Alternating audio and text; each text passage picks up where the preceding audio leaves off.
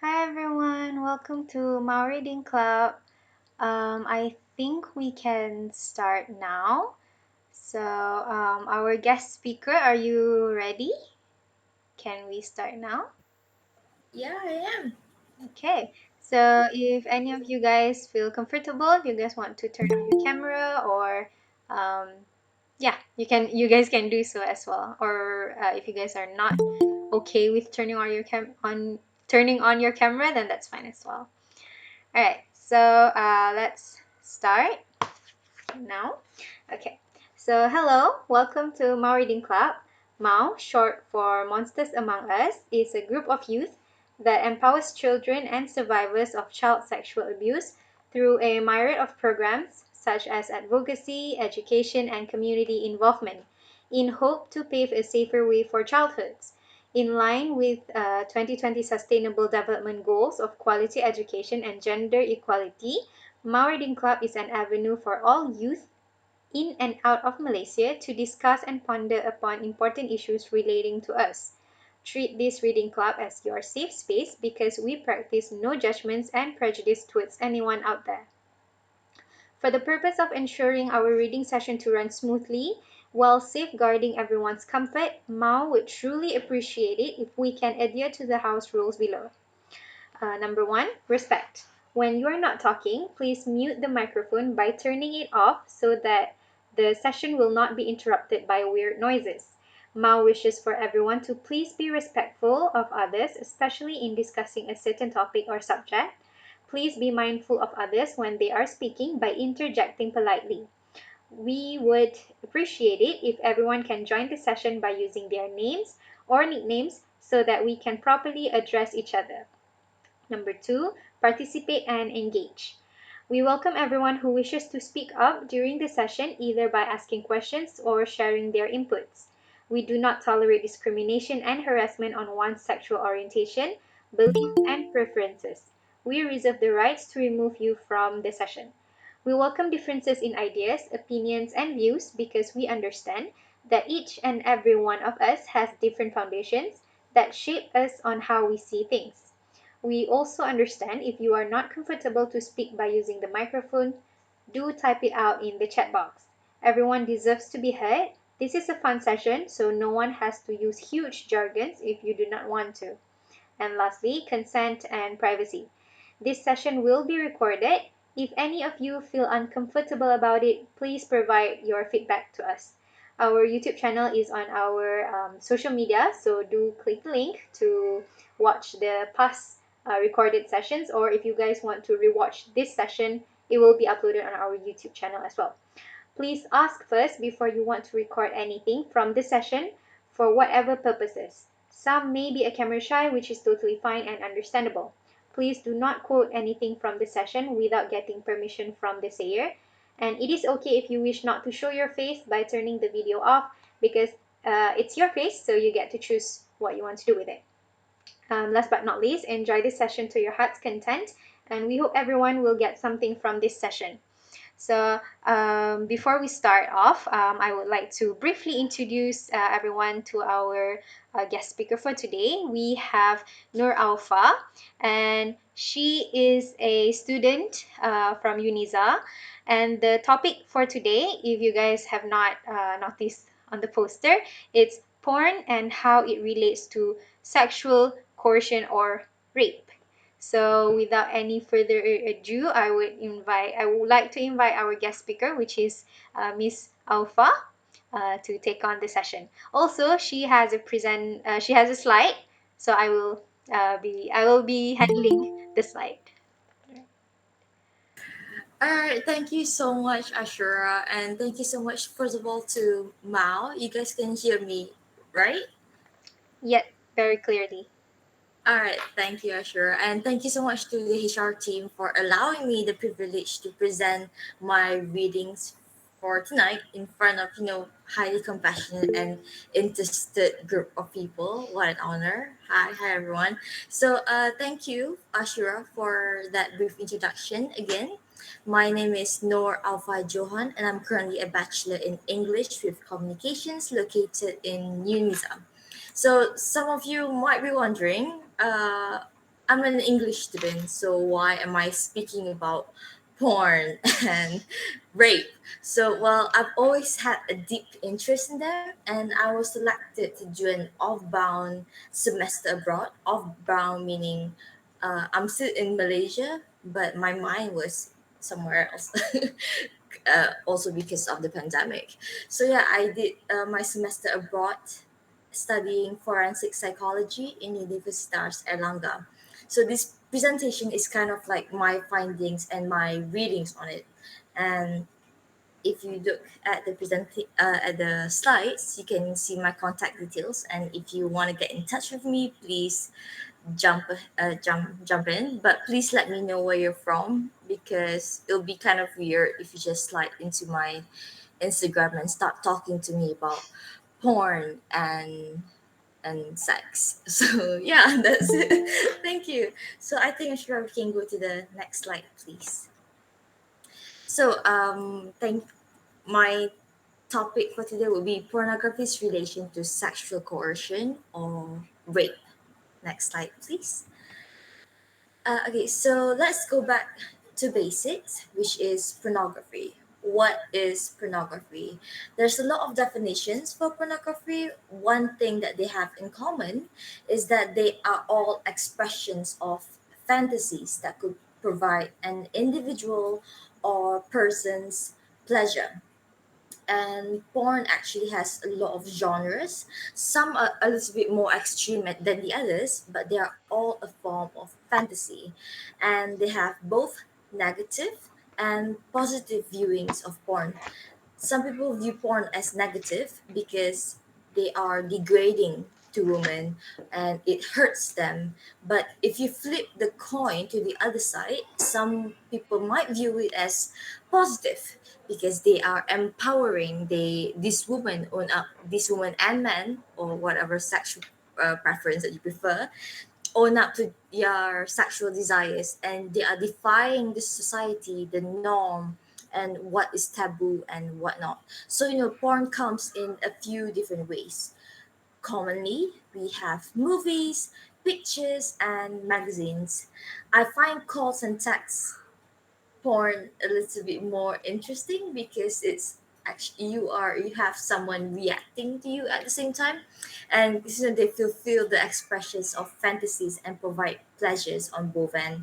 So yeah, next is the legal and illegality of porn. So legal porn here means pornography with materials containing partially nude or nude consenting adults. Unfortunately, I would also like to highlight that legal pornography also includes rape pornography, including depicted or actual rape. And illegal pornography, on the other hand, typically involves minors in posing naked or actually engaging in any type of sexual act. Next, please. Sure. So so yeah, sex coercion. What is sex coercion? So sexual coercion usually means lack of consent or non-consensual sex, meaning in the everyday language we would call it simply as rape. So a lot of porn films involves innocent women acting in pornography is usually rape, and rape happens when there is a penetration of any kind, either in the vaginal, anal, or oral area. There are a few ways you can force someone into raping, either by physical, with the strength of your body, like getting someone drunk, forcing them into sex, or verbal by lying and not being truthful, pressuring, speaking harsh words, or harassment, and also psychological, which is related to the mental and emotional state. In pornography, a lot of actors don't really get paid much, or they get paid very little to act out these scenes, and most of the time they are psychologically forced to do so. And researchers say there are a lot of people from different genders that are in this predicament because they come from a bad place. They come from some place with anger and betrayal, and they mix around with the wrong crowd, etc. So it only gets worse from there, which is actually, if you ask me, is kind of sad. You mingle with the wrong people, then you get sacrificed in the process. I mean, depending on how you look at it. And with sexual coercion, rape, and criminality behind it, it usually happens with women or younger girls. And I'm not saying it doesn't happen to boys and men, but it usually involves women or younger girls. Next slide. So I think most of us are familiar with this slide right here, which is the Pornhub statistics. So these are the statistics that Pornhub came up with last year when the pandemic first hit us. I'm sure a lot of you are aware because this data went viral on all of the social media platform last year, and Malaysia was actually crowned and ranked first in Southeast Asia for the highest consumption in porn during the pandemic since everyone's at home. So next, please. So how does porn actually relate to rape? Before we get into this, I want to highlight that potential perpetrators, meaning people that could contribute in the act of sexual coercion or rape as a crime. As human beings, we are naturally curious beings, and we are interested in things. So therefore, this is definitely why we look up pornography in the first place. So let's pay a little extra attention of a frequency and type of porn that you watch in your spare time. So frequency here means the number of times you watch pornographic materials. So is it twice in a day? Is it 3 times a week? Every single day? Um, I would also like to point out the duration of time for pornographic materials that you keep yourself engaged with. Is it 20 minutes? Is it a few hours? And what I meant by type here, as I mentioned earlier, is the genre. In music, we have jazz, we have rock, R&B, and classical. It's the same here as pornography. Whether your type of porn is intercourse with younger girls, uh, rough depicted porn, rough sex, and etc. And in some cases of extremity, some offenders actually keep a collection of porn. So they make a conscious effort to save this video. In fact, this actually reminds me of a case and rehabilitation that I had to read about people being obsessed with pornographic materials. And yes, this can happen, it's actually quite normal, where they are obsessed with porn to the point that it interrupts their daily routine. So they could watch like 10 times a day. And psychologists and medical practitioners sees this happen. So these individuals that came forward has to go through rehab. And it's not something to be embarrassed about, or because it's an addiction, pornography addiction. And yeah, it's happening. Just like alcohol and drug addiction, pornography is addiction is very much real. And there's a research called by Kingston et al. Found that there is a relationship between the use of violent pornography and sexual coercion in male sexual offenders. So another study in 2010 by British et al. Found that 88.2% of the scenes in porn contain physical aggression acts, meaning these scenes are so rough in general.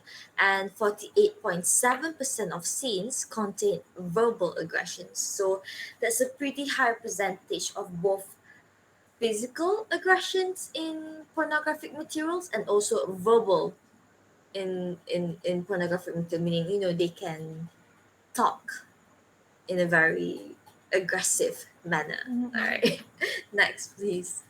And Sorry. I have a yeah, question. So, yeah, go ahead.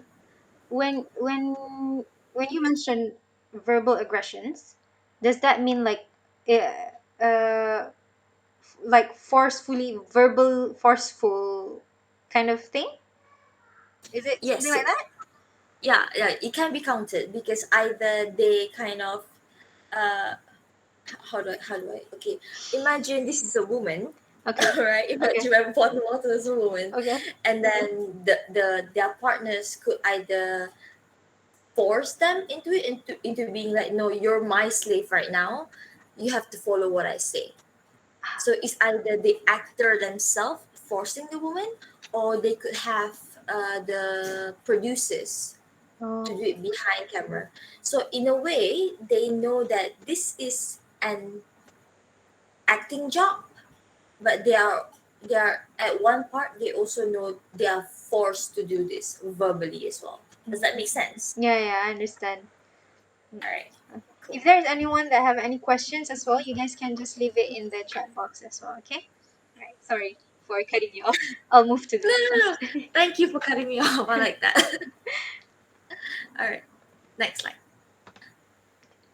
So the just now I mentioned about frequency and also type of porn, and this is quite important because uh, watching porn can create a sense of deviation, and deviation here means detachment from normalcy. So the more porn you watch, the higher the amount of time you spend and engaging yourself in these pornographic materials, the more normalized it is for you. And there is a movement called the campus rape crisis conducted in the U.S. And in this very recent 2021 research, the research actually pointed out and highlighted porn consumption and its association with rape. And they looked into the frequency and identify when the usage of porn becomes problematic. So out there, 90% of men watches porn, yet one out of third woman watches porn as well. So it's a common thing for people to watch porn. And since watching porn will normalize these acts in your head, it becomes an everyday thing. So when you see women being treated unkindly or a man being harassed on the street, because you are so used to seeing this in the videos that you watch, you no longer think it is a problem. This is what it means when it creates a sense of deviation, normalization.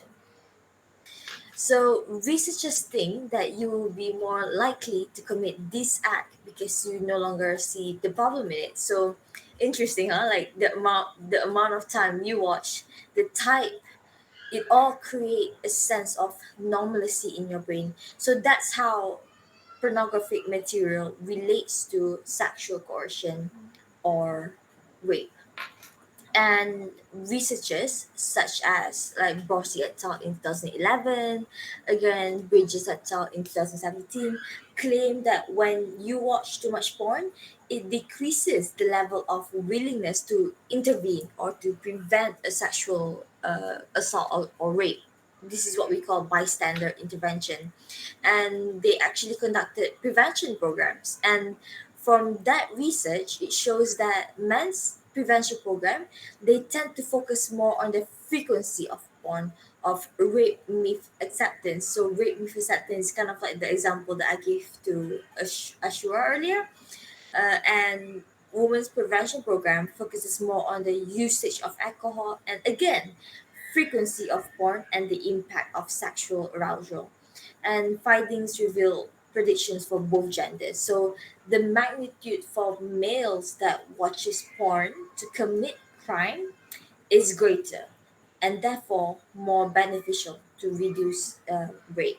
Yeah. Next slide, please. Please, if you guys have any questions, just speak up or raise up your hands, Hello, okay? may I take a minute to ask something? Yes. Yeah, about prevention for rapes. Here is something that is have been mingling around my mind for a while. Well, okay. Here's my past. At the age of young, 12 years old, I have already been exposed to pornographic material. For example, uh, no, not for example. Um, well, there's the thing about pornography is where sometimes you are exposed at a young age. So I also have been trying hard to prevent my son-in-law to watch porn, something like installing YouTube Kids and filtering YouTube. However, there's many kind of stuff. For example, gore stuff, violent stuff, and maybe even minor porn in the YouTube. So how do we prevent this problem? All right. So thank you so much, Hilmi, for your comment and also your question. I really, really appreciate it. Unfortunately, it goes back to, well, not unfortunately, wrong choice of word. Sorry. It goes back to awareness. Um, I think it goes back to awareness and also interest, because as I said earlier, we are human beings and we are naturally curious. So no matter how much you shield your son-in-law, your sons, your daughters, they will become curious, and what you are doing is a good step, but they will become curious. And I think what happens is that you have to create a safe space, for example, and a safe and non-judgmental space. For example, with my parents, what they did was they said, okay, they gave us the usual, porn is bad for you, it's against our religion, but also we are always open to talk about sex, we are always open to talk about our sexuality. And my parents are very accepting of that because we are very open-minded people. And so, I have friends that are in the LGBT family community, and my parents are very accepting it. There's a difference between supporting and also respecting. So supporting is when you kind of be like, okay, you can watch porn, go ahead. But respecting is like, it's more towards their personal choice. So if they choose to watch porn, then we should in a way respect that, but also always be open to go back to your question, always be open to your sons if they ever want to talk about it. So they kind of, they have a safe space to learn about it from the people that actually know, because we know pornographic materials, they are not the right education, the right platform for you to educate yourself on. So yeah, does that answer your question, Zuhilmi? Yeah, and so we have to instill sexual awareness to our to the next generation. Yeah, I understand. Yeah, Thank yeah. you. If I You're may add, welcome. Yeah. I think like you said, awareness, but also I think I would say in a simpler words, I think my family is like yours as well. I mean, no lah, not the same lah. I think I would say we're different because like, um, my family we don't really talk about it. Because religion, because of religion, because porn is not good, and talking about sex is would be something embarrassing. Yeah, okay, yeah, a taboo. So I would say, but in this generation, like you said, it will instill curiosity to these kids. um, so what I would say is that we cannot be too strict with them, because that will make them even more like, what is this, why is my parents like this, why is this adult gatekeeping this kind of things, even like so badly. So I want to know. Okay, so instead of gatekeeping it like so badly, like, oh no no, this is wrong. Yes, they'll be more curious. So instead of doing that, I would say, like Alpha mentioned just now, like, just tell them like it's wrong, this is a very wrong way to learn or to know how it is or what it is. But at the same time, if they want to ask, we don't just brush it off. We don't just say, oh no, we don't talk about that, or like, when you grow up you understand. I don't think that's a good way to teach them about it. Maybe we can just like, okay, it's this, but this is wrong, you cannot do that, you cannot watch this, blah blah blah.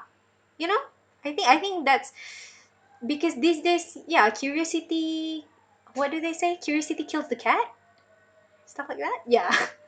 So that I just want to Yeah, add. so true. Yeah, I just want to add to your point, but yeah, it goes back to not gatekeeping it too to badly lah, I would say. Beautiful addition, Ashura. And this came to my mind, and I'm just gonna quote someone. Uh, when you discuss issues, you allow awareness to happen. Mm. So this is what we need to bring up. We bring up awareness. And hi, yeah, you're watching this. I know you are. Okay, so that was a quote to someone.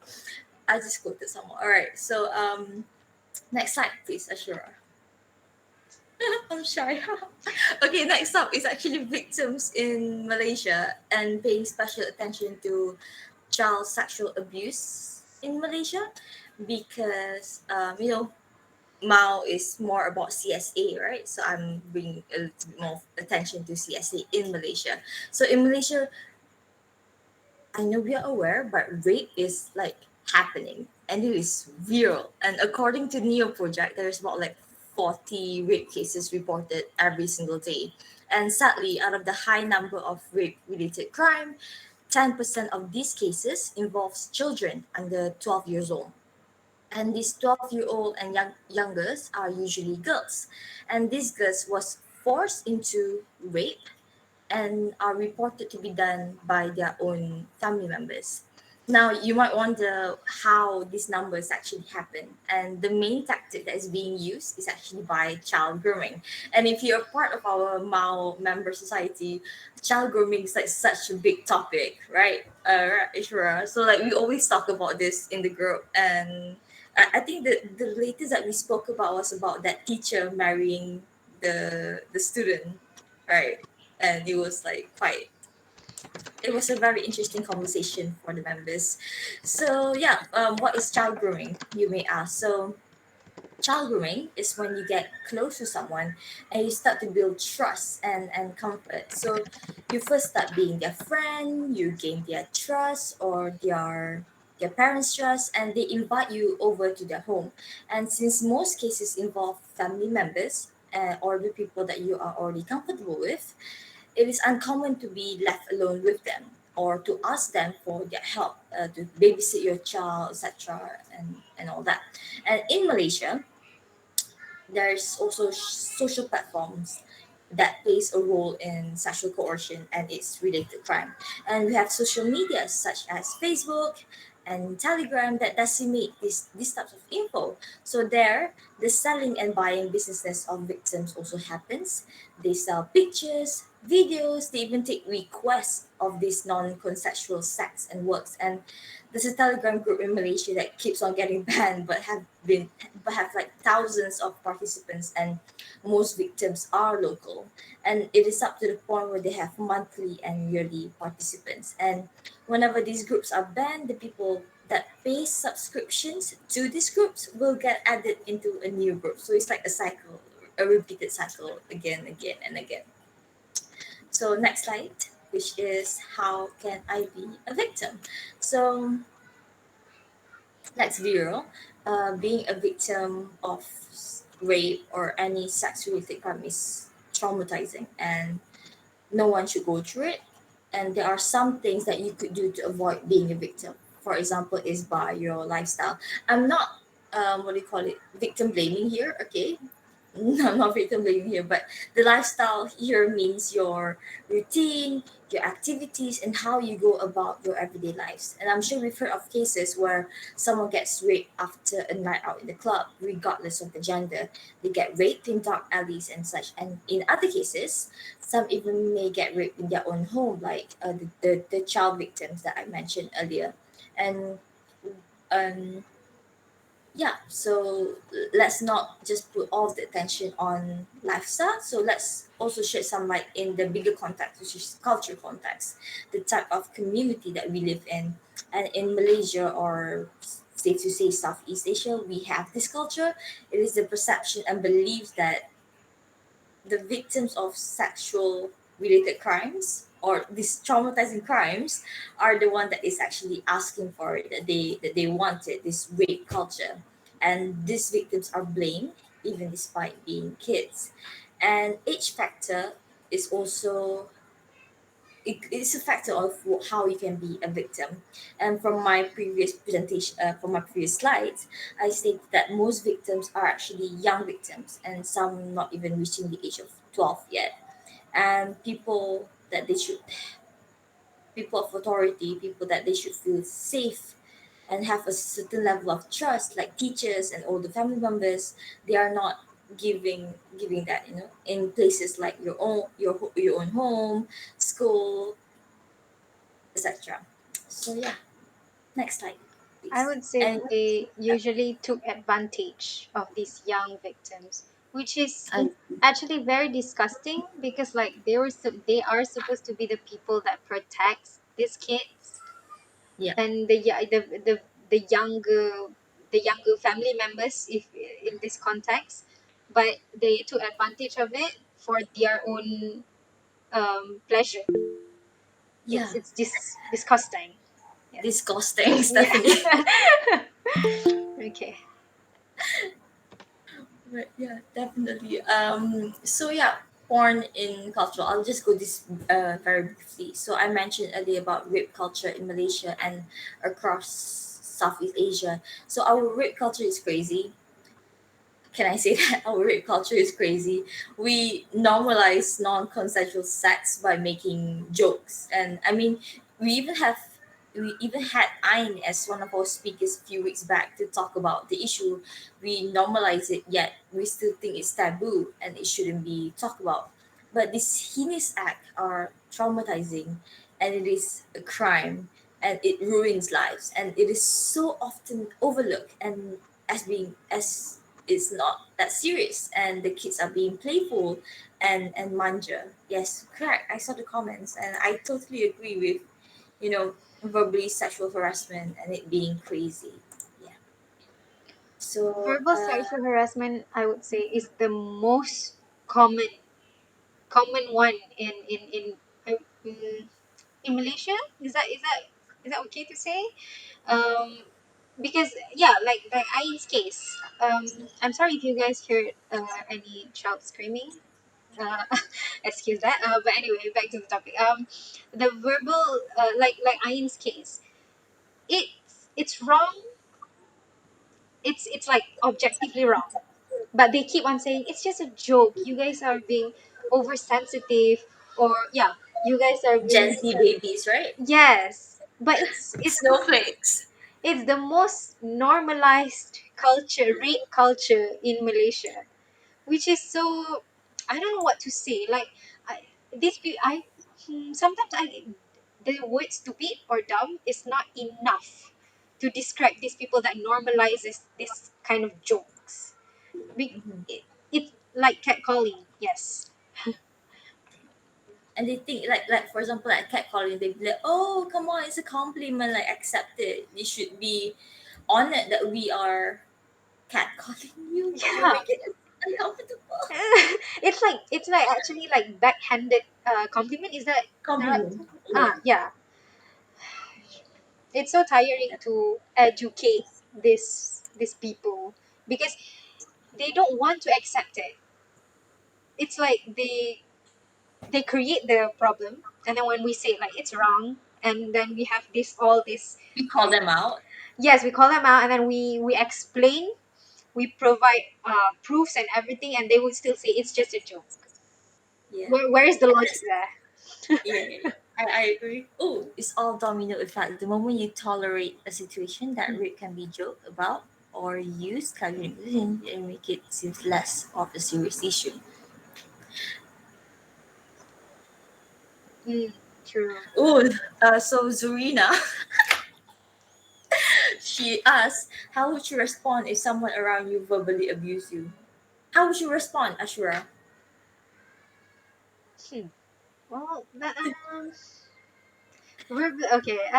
Yeah, sure. Okay, that is. We got verbally Stephanie. abusive. um.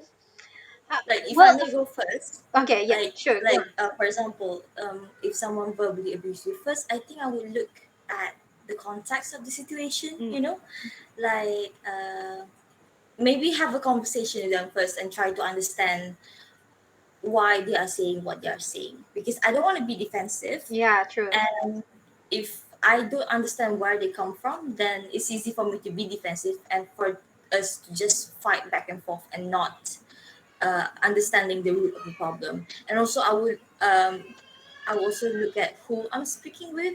You know, because some people, no matter how much fact you give them or how much instances you give them, they just don't want to accept it. So there are some battles that you fight and some battles that you don't.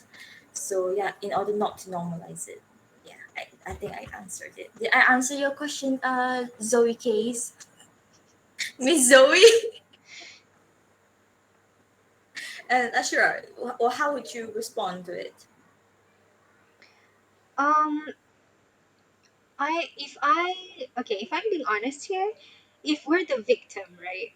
If I'm the victim, I would just like I would taken aback. I would be taken aback, and when someone's taken aback, they would naturally became like silent, I would say. But of Yeah, course, yeah, like you said, ask, like, try to calm down and then like talk to them first, because yeah, we don't want to be defensive um out of nowhere. yeah. But that's why it's important for the people around us to be aware, so that they can help us um to gain the strength to actually fight back. Yeah. Yeah, and Ashura, if I may add, it's interesting that you said, I might be silent or Takasuma, like Stephanie said, Yeah. because um, when you are a victim, there are different ways in how you respond. And you wouldn't know how you will respond unless you are in the position itself. True. So right now, if we talk about like if me becoming a victim, I can say, oh, I mean, why didn't you just shout? Why didn't you like cry for help? Why didn't you do this or do that? You can say that now because you are in the comfort of your own space, of your own home. But when you are in that position, you might just, some people respond to shock differently. True. So you may be like, because you're just so scared. Some people might hit back and Mm-mm. whatnot. So yeah, people respond differently. Mm-mm. And True. yeah, That's that's why I think it's important that at, at least one person in the circle um, is educated enough to read the room, so that when the mhm. victim is when the victim is not able to help themselves, at least the environment is there to help them. Yeah. I agree. I agree. Love that. So, local cases in Malaysia. I am sure you guys recognize the picture on the top right here, which is Noreen Jocelyn. And some other cases where a 17-year-old intern was raped and she got her throat cut off by a security guard who's also her boyfriend. And this case is located in Balik Pulau, Penang.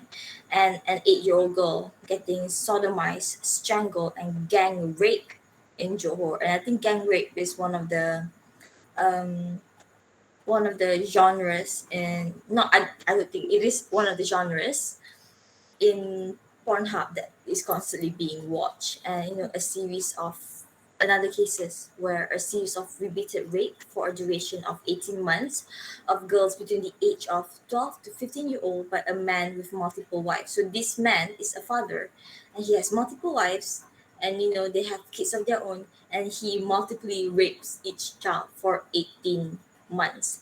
And also another case of stepfather having repeated sex with underage stepdaughter that then gives birth to a stillborn child at school. So, yep, yep. And okay, so these are some of the local cases that we have in Malaysia. So let's go to the next slide because and see what offenders said, what these rapists said to justify themselves on why they did what they did. So when I first read about these cases, I had to take some time off because as much as I like forensics and CSA, etc., it really takes a toll on me because I'm sure we all have nieces and we all have like our sisters and our mom. So yeah, I pick up a lot of sexual coercion cases done by their own family members. And when these offenders are asked why they do the crime that they did, these are some of the direct quotes, okay? And as I said, I had to pause my readings and close my laptop and build up my stomach again. So now I want to drag you guys because I don't want to suffer alone. Okay, so an offender said, women were created to fulfill men's dreams. Men are meant to lead women. Women need to be taught and shown the right way. And here, the first point here, as a father, this one made me gag so hard. As a father, I'm sorry, I shouldn't be showing emotion as the researcher, but as a father, I had planted the seed before my child was born. Thus, I am rightfully the person to taste the fruit before anybody else. Direct quote, all right? And some people even use the logic, like the last point here, that their daughters were motivated by lust, and by satisfying their daughters at home, their daughters were less likely to go out with others and have sex outside. So yeah, those are some of the things that these offenders said. These are honestly so disgusting. My brain just can't handle it. Yeah, I thank like this one reaction by Faris Tengku. He said, chair but make it electric. Yeah, chair but make it electric. True. Uh, this is the problem when I said just now, like, stupid and dumb is not enough to describe these offenders. These are the kind of answer these are the kind of answers that they give, even if we like showed them proof of how wrong they are, they would still say these kind of things like, how is your brain working right now? Like, is it actually working or not? Like, what's not clicking? Like, Yeah, and how are they justifying by saying all these things? yes, and how are they not disgusted by what they say by their with their own mouths? Like, what? Yeah. Sorry. There's another demon put. Yeah, some local demon possess them. Or so. I believe I have to disagree because probably demon would be better, manner have better manner than these offenders. Yes, correct. Even Even demon are demons better. are better. Yeah. Yeah. Alright. I would like to respond. Mm. Like, it's easier to say something when the abuser is around your age, but it may be different when it's someone older or younger. And I totally agree with that because, like, if they are older than you, you feel, I don't know, in a way, I think that comments is very, very close to the point. Like, because when they are older than you, in a way you feel like the need to, because we live in a social low social context where you need to respect the elders, right? True. True. So when it's being done by someone older, you tend to keep quiet, and you tend to, people tend to not believe you, especially because you are younger Mm. as well. So I mean, there's a lot of factors playing when the abuser or the offenders are someone older than you, and True. you carry that trauma for the rest of your life, Yes. for that one moment of lust. True. Yeah. Okay. Shall we? Next Alright. slide. Okay. We're done. This is like the last point. So, Oh. some takeaway points, which is sexual coercion is non-consensual sex. So, whether you do it physically, verbally, or psychologically, you may be consenting to like when you first agree to it, but then you did your fun, and then suddenly you don't feel like you don't want to go through it, and you said no, or you verbally say no, or you physically say no, then that consent is taken away. Mm. So yeah, sexual coercion is non-consensual sex. And porn and rape happens a lot, but is still considered taboo. So which is why we need to create like a safe space like Mao, like Lapo Predator that we have up and running right now. Woo! Congratulations to the team. Uh, uh, we need to create safe spaces to discuss and talk about these issues. And again, and the third point, which is know your boundaries, even with your own family members.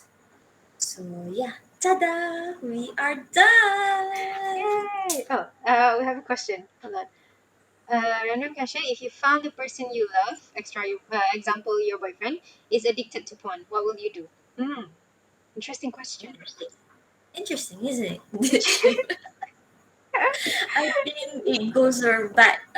First of all, thank you, Mariam, for that question. I think it goes back to the person in question, because nobody can help you unless you want to help yourself.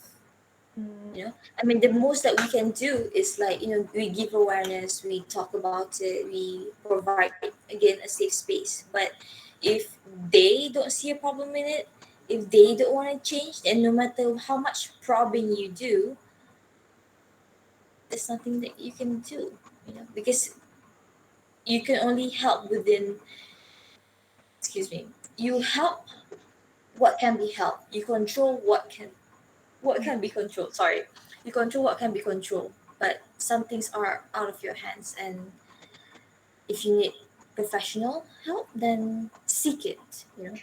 And as I said, this porn addiction, etc., is not something new. It's not something you should be ashamed about, and it's common. It's common. Yeah. But someone I needs think to help and educate him. Oh yeah, so thank you, Zoe. So like I thank you, Miss Zoe. So like I said, there are some things that you can help with. So in the terms of you giving awareness and you help him, then you do what you can.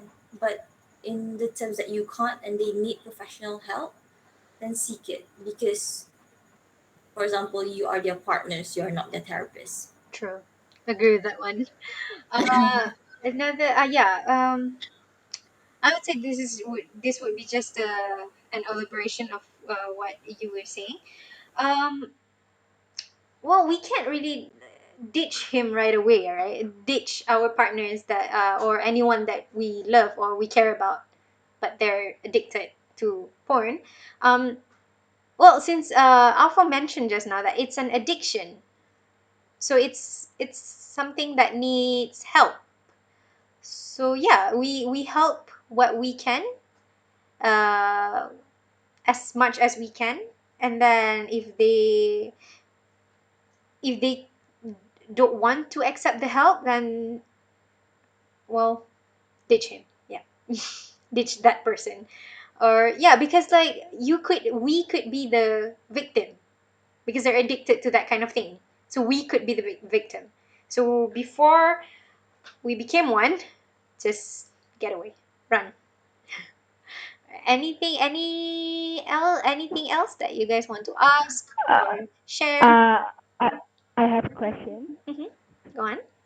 Hi, Alpha. Great job. So I'm intrigued by the numbers of who watch the pornography the most, and Malaysia takes the crown. Can you hear me?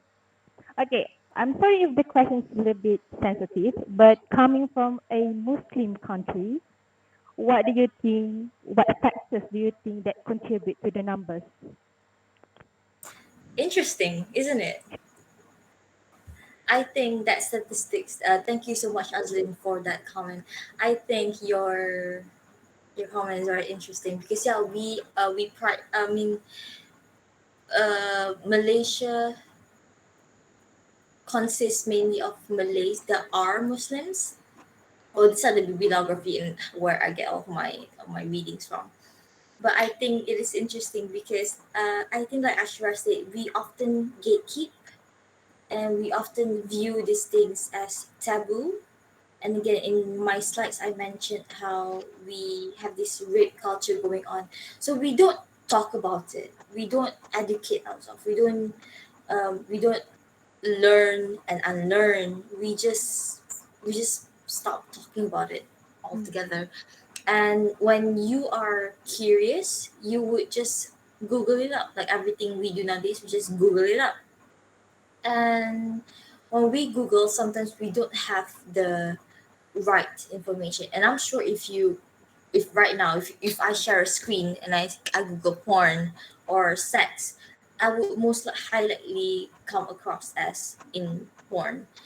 And yeah, so I think it's interesting because I think it has to go back to our society and how we don't really have the right sex education, which is sex education is like a broad umbrella, and if we want to talk about it, it'll take like hours, and it's not really my specialty as well. True. So I'm probably not the right person to speak about it. But yeah, I think it goes back to our cultural context and our religion and education awareness and all that. True. So Yeah, I think it's because of the gatekeep in the culture as well. I would say, okay, culture is the one thing, but since just now you mentioned, we are known as the Muslim country, so because of that as well, they uses, okay, I would say the adults lah, kan, the generation before us, they use that as the point to not talk about it. mm, So that's why uh, our generation became curious. What is this? Why is this everywhere on the internet, but nobody wants to talk to me about it? So they jump into it and then they become addicted. So let's say if we have like sex education and we talk about it in school, they wouldn't be so curious because we've learned about it in school. We know like, oh, okay, this is porn and it's wrong. So why is this here? Whatever. yeah, Because we know definitely. it. So Yeah. it And sex education, I think, correct me if I'm wrong, uh, in school also needs to happen in stages. So you introduce like different levels of sex in primary school. You introduce different levels of what are lactives, what are what do you call it, condoms and all mm, that, mm, in a different stage. So you go by stages. You don't go down and be like, okay, this is what sex. This is how you get pregnant, and this is where this goes where. true. I think it's safe to say that the age that is safe to discuss about this is between like what 10, I would say 10 until like 17, because those are I the think hmm. I think you can go even lower. Oh really? In my personal opinion, I think you can go even lower because I think even lower meaning like, okay, for example, when my when my 6-year-old niece went to kindergarten, my mother, her Ninda is already like Naura, not Naura, sorry, my other niece.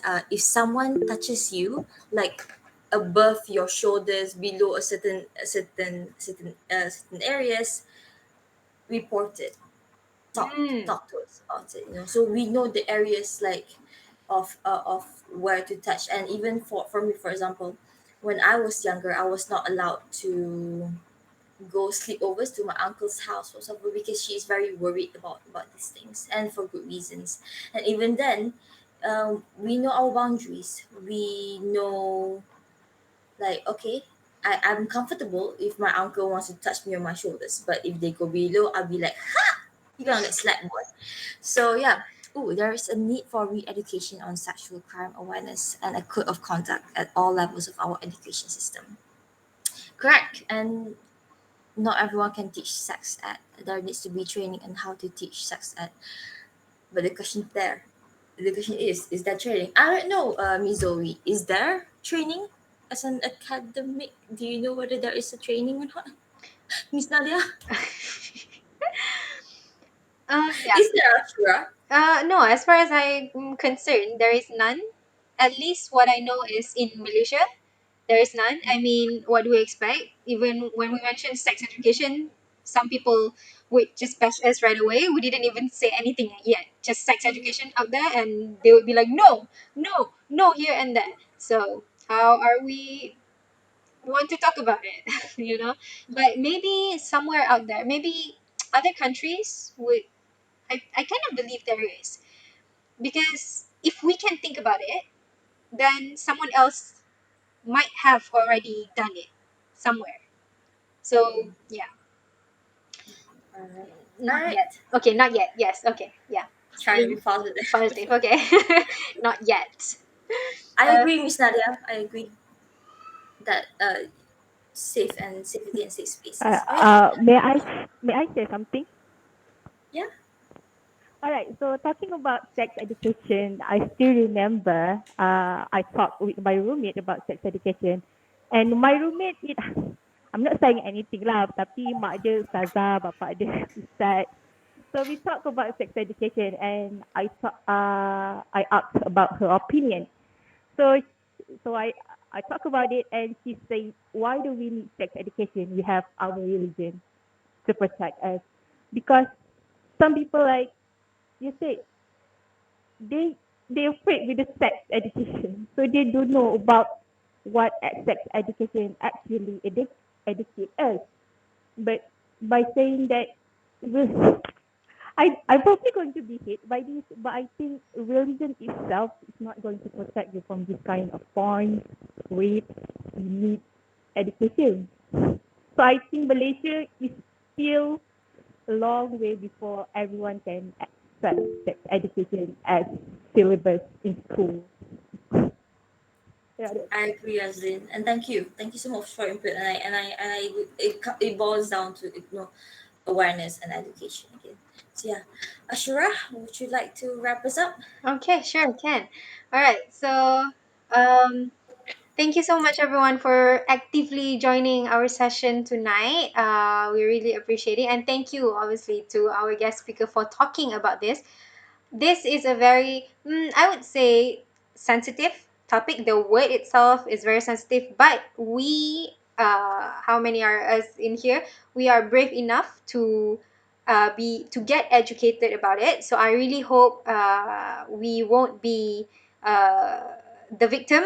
We won't be the offenders. Okay, and we won't be bystanders as well. Since we are all educated, we know what's right and what's wrong. So let's use what Alpha have shared with us for a better future.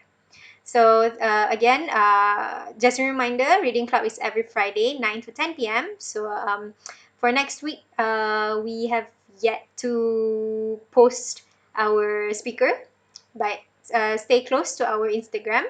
And yep, I think that's all. So thank you for have a great weekend. Alpha, do you want to say something last? All right, that's all. Thank you so much for being here, guys. I really appreciate it, and thank you, Mao. All right. So thank you so much, everyone. Have a good night, and you may leave the meeting now. Thank you. Bye.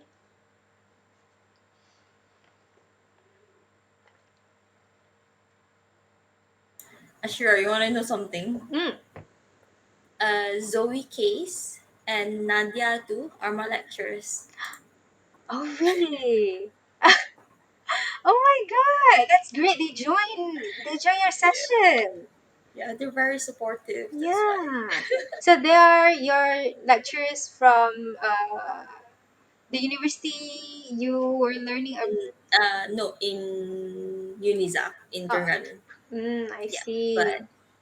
but they are both very interested in like forensics and stuff. So yeah, one of Mm. them are doing a research